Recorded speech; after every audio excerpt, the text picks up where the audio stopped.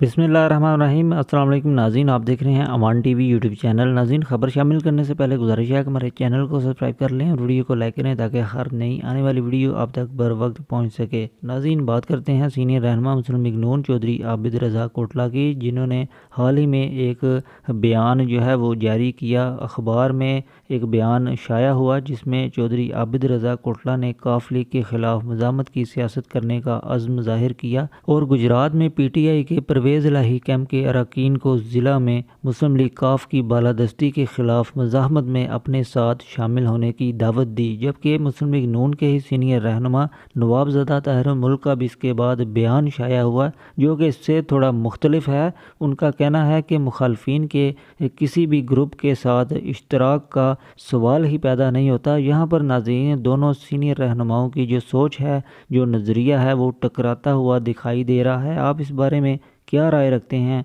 Comment box में हमें ज़रूर आगाह करें। अगली वीडियो तक के लिए दीजिए इजाज़त। अल्लाह हाफिज़।